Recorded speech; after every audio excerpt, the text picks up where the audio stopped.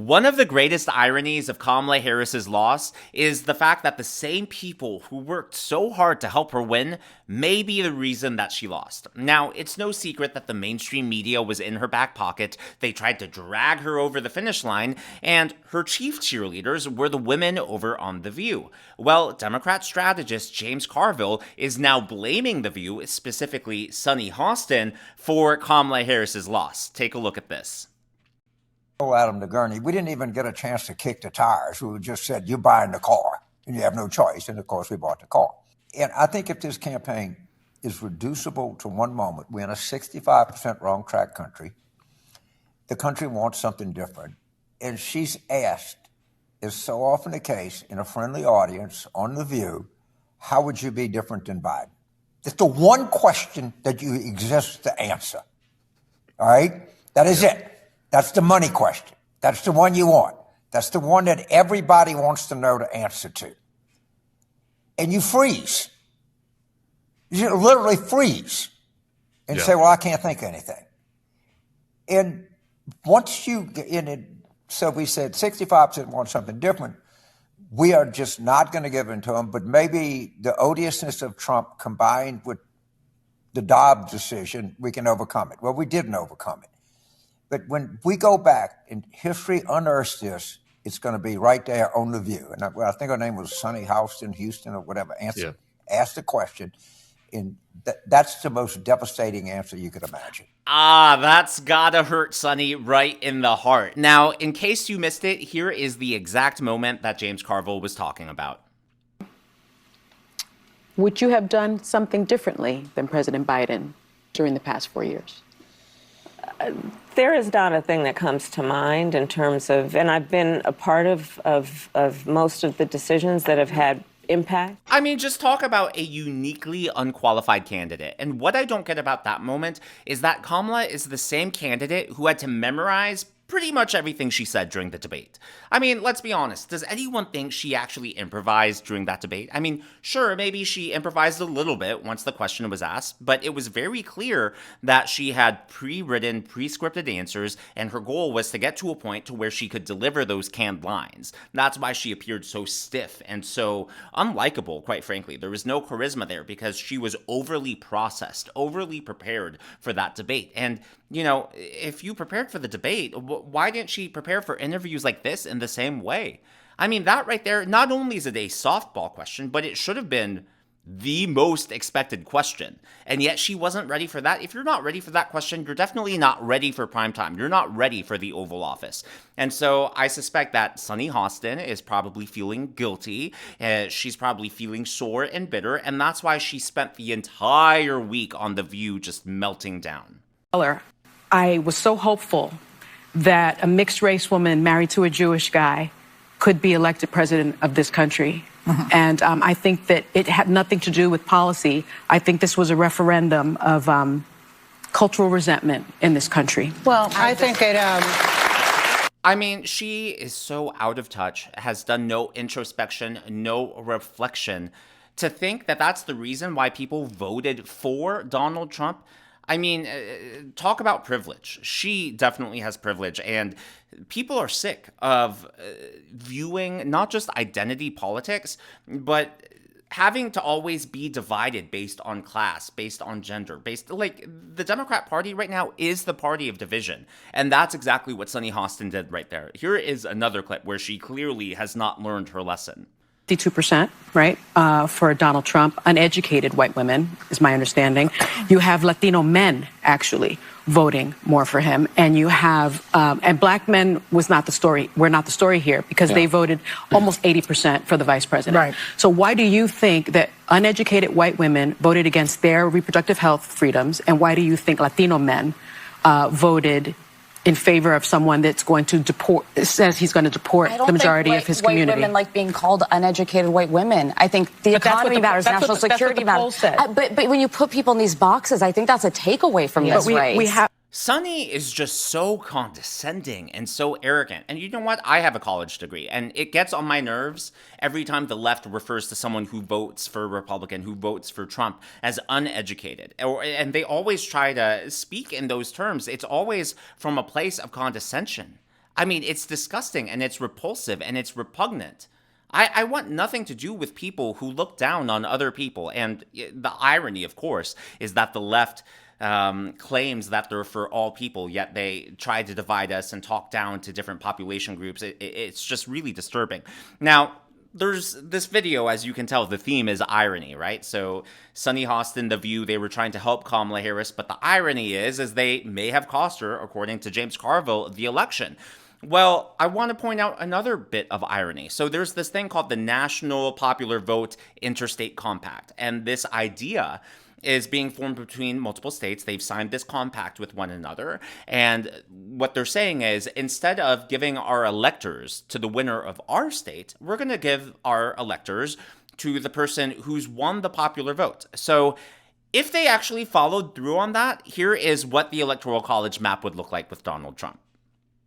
Yep, that's right. Donald Trump would have won 520 electoral votes. Now, to give them credit, this National Popular Vote Interstate Compact doesn't actually, based on the compact itself, doesn't actually kick in until enough states sign the compact, and those states have to total at least 270 electoral votes. So don't expect California to give its electors to Trump. But you just gotta love to see this map. I mean, come on, Democrats, come on, blue states. If you really want to go against why we have the Electoral College in the first place and go for the popular vote, I mean, do you really want to do that right now? Are you hearing any Democrat talking about abolishing the Electoral College, or do you hear them, talking about enacting this compact? I don't think so. Well, so there is this pastor or priest. I tried to do some digging and I couldn't find any information on him. So if anyone out there knows, let me know down in the comments below. But he clearly is clergy of some sort because he is wearing a white collar. Well, despite being clergy, despite being called to a position of ministry, he is actually saying that people who voted for President Trump are going to hell. Doesn't sound very Christ-like to me. And this one is for the Trump supporters. You are going to hell for this. You're going to hell for this. You have blatantly disregarded your neighbor. You have failed to care for the widowed, the orphaned, and the immigrant. You have committed idolatry, and you have become lost in your greed and your lusts. You are proud and envious, and you will face that reality on Judgment Day. A lot of you have become too arrogant to believe that you could go to hell.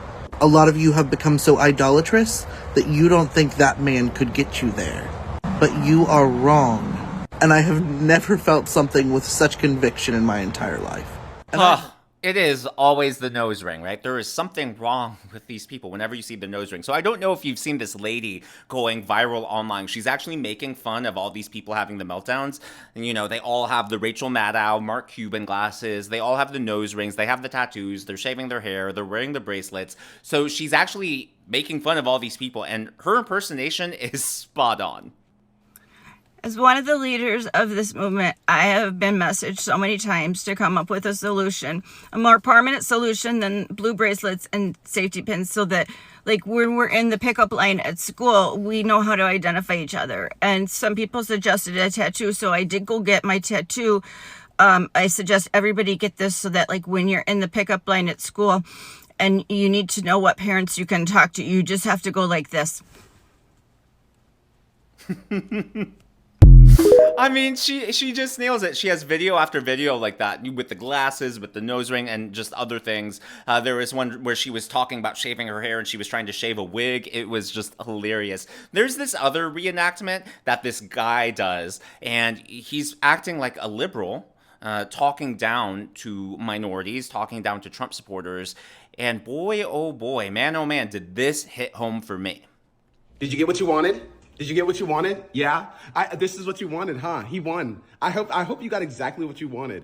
I hope you got for all of the black people who were quote unquote mad at the Democratic Party because they wouldn't give you reparations or they wouldn't promise you a black focused vote or whatever it is. I hope you get Trump, who's not going to promise you anything. He's going to take you back to slavery. I hope he calls you monkey. I hope he calls you jigaboo and a spook. I hope he calls you monkey twice. I hope buck breaking comes back. I hope they call all the black women mammies. I hope all of that happens so you can see what you asked for. I hope that all the Mexicans who were afraid of illegal immigrants just as much as the other people were. I hope those people get sent back to their country. Yeah. I hope all of the Hispanics in Miami-Dade who were just afraid of communism because they came from a country that was just ravaged by it. I hope that they get shown what it looks like to really be ravaged. I hope they get sent back on boats. I hope they have to swim back. I hope their back has to be wet all over again. Because that's what he's going to make you do. He's going to make you swim all the way back. Yeah, all those people in Michigan who didn't support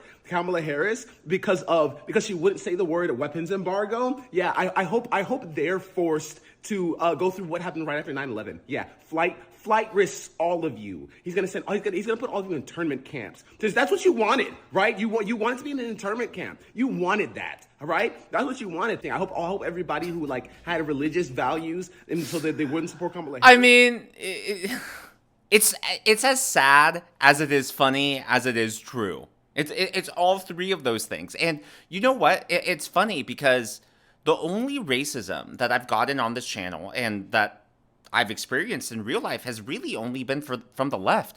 I haven't received that from the right. And you see these videos all over the internet. In fact, there was this video that went viral on YouTube maybe last week of this guy here. I think he's a Chinese student studying abroad, and he's about to go back to China. And since he was here for the election, he decided to go to both a Kamala Harris rally and a Trump rally. And in that video, he talked about what he was expecting. And so many liberals had warned him.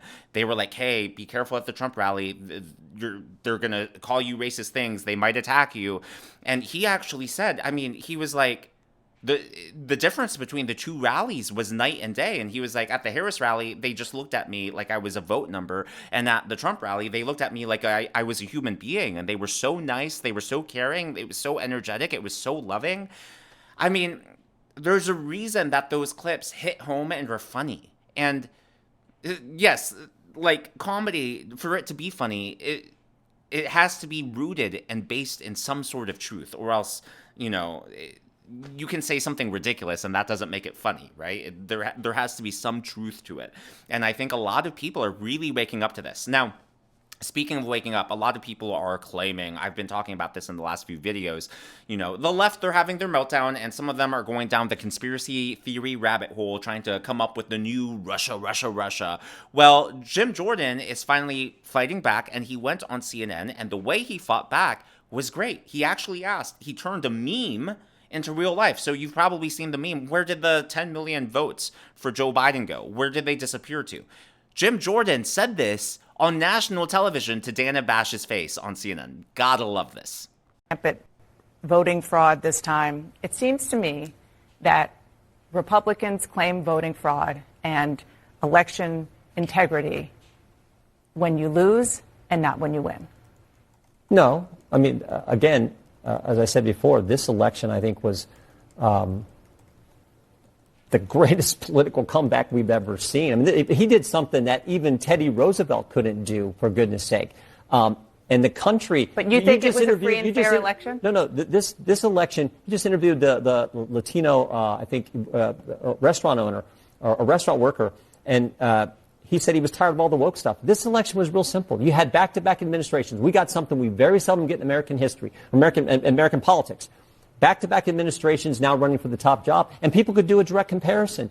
And they said, we like what we had under President Trump versus... But last time around, we like the safe streets versus the record last crime. time around, your leader claimed that there were problems with secure fraud. Border versus the open border. Right, those are policies. That's what this election was about. That's totally fair. But last time around, it wasn't so much about the policy differences or the personality differences. There were false claims about election fraud when Donald Trump lost. This time, Donald Trump won, and you think the election was free and fair. You see there's a little bit of a No, I think the Democrats got to ask, why did we there? go from getting 81 million to getting 70 million? What happened to those 10 million people? Maybe they need to. Maybe it's not smart to run an election where you have no vision, no record to run on. Do you believe and you're that the just gonna call the other side names? Do you believe that the You're gonna use lawfare? 2024 election was free and fair? I do. I do. And why was it different from 2020 when he lost? Is that the only difference? No, there were concerns about 2020 with all the mail-in voting that happened. You know, what Pennsylvania had like 2-point-something million mail-in ballots come in without any signature verification, which was required under Pennsylvania statute. So there were all kinds of concerns with how the 2020 election was carried out. But there was absolutely the biggest question Democrats need to be asking: what happened to the 10 million voters that Joe Biden got that didn't come out for Kamala Harris? A bunch of them. President Trump's numbers were right up where they were in 2020, but the Democrats were much lower. I think it's because they had no vision, no record to run on, and they just wanted to call everyone names. Turns out when you tell people, oh, you're fascist, racist, deplorable, garbage, they don't like that. And then when you use lawfare to go after their candidate, they don't like that either. Well, that's why they came out. So on top of the economy, on top of the price of gas, on top of the inflation, that's why they voted for President Trump. We're out of time. Yep. I think he was spot on. I love how he handled those questions. You could tell she was trying to get him in a gotcha moment, and he just, I think, perfectly answered everything there. But as always, all of this is just my analysis and commentary. That is what's going on in the world of politics from my point of view, and I would love to hear from you. So, what do you think about James Carville's analysis that The View's Sunny Hostin may have cost Kamala Harris the election? Do you think he's spot on? Do you think that was the defining moment that really took her campaign from their joy and brat summer and derailed it? Or do you think it was something else? Do you think it was death by 1,000 cuts? Or do you think it was death by 1,000 cuts, but perhaps that one was the deepest? Let me know your thoughts, your analysis on all of that, and if you enjoy the irony of it all as much as I do, please let me know as well. If you haven't already, please be sure to give me a thumbs up. I know it's a simple thing to ask, but it really does help me in the algorithm to reach more viewers like you. You'll see my sleeping pup in the background, and my cat. I don't know if he made a cameo while I was blabbering, but I do have a handsome tuxedo cat, and I will introduce them to you to celebrate crossing 100,000 subscribers if and when the channel is lucky enough to get there. So if you're interested in meeting them, please be sure to subscribe. I promise they have really interesting and sort of unusual adoption stories that I am excited to share with y'all. I feel like I had something else I wanted to say, but nothing's coming to mind. So if you haven't already, be sure to smash that subscribe button and to check out one of these videos.